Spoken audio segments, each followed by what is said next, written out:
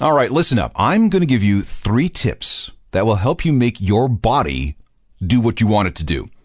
Cutting raw onions can make you tear up, right? Well, to stop that from happening, try this. As you're slicing, press your tongue to the roof of your mouth. That should keep the tears from coming. For added protection, cut out a small cone at the bottom of the onion. That's where most of the tear-causing juices live. Okay, here's another. Say you have a test or something that requires extra concentration. You can boost your mental performance, your attention span, and your ability to reason just by chewing some gum. I don't know how this works, but it will give you 20 or so extra minutes of brain power before the effect wears off. And one more. Let's say you're in a meeting and you really have to go to the bathroom. Instead of fidgeting, lean down and scratch the back of your calf nice and hard. Again, I don't know why this works, but this scratching will tell your brain and your bladder to back off for just a little longer. It's not a long-term solution, but you can see where it would help, right? So there, I've just told you some secrets about your body. Use them in good health. Now here are some secrets about the stuff that goes into your ears. This is The Secret History of Rock with Alan Cross. Hello again, I'm Alan Cross, and welcome to another 2 hours featuring the kind of information about your favorite music that makes you go, holy crap, I didn't know that. That's what I do. I have music from 1979. That's our retrospective this week. We'll talk about some alt-rock novelty songs. I want to spend some time talking about drugs and rock and roll.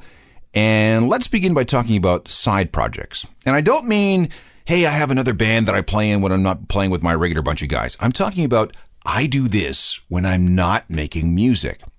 Now, this comes in 2 flavors. Musicians who need to have a day job because the music gig doesn't pay enough to do it full time, and those who make enough money from music to be able to indulge in various non-musical business pursuits. There are plenty of the former, but not that many of the latter. Those are the people I want to look at. So you've sold all those CDs and all those t-shirts and all those concert tickets. You've worked very hard on your music career. Now it's time to take some of those profits into something else that fires your passions. I mean, why not? Like what? Well, what about food? Many successful rockers develop sophisticated palates as they travel the world, eating in different restaurants every day. So why not get into the restaurant business? Moby invested some of the money he made from the Play album in a tea room in a vegan restaurant in Manhattan called Teeny. It opened in 2002. Then it caught fire in 2009, but it still operates on Rivington Street on the Lower East Side. It's actually not too far from the fictional Paul's Boutique that we see on the cover of the Beastie Boys record. Same street. It does well. It's now owned by Kelly Tisdale, who was Moby's girlfriend when they founded the restaurant together. There's even a line of bottled Teeny drinks that sell across the eastern U.S. and into the U.K. Before things took off for Chris Cornell of Soundgarden, he worked in the food services industry. He had a job at a seafood wholesaler in Seattle and later worked as a sous chef at a place called Ray's Boathouse. Today, Chris owns an upscale restaurant in Paris, not far from the Georges V, called Black Calvados. It's in this 17th century building. There's no sign out front, so if you don't know the address, then maybe you shouldn't be there. Keeps the tourists out, you understand. And it's not cheap. Foie gras with popcorn and vodka jelly? All right, sounds good to me.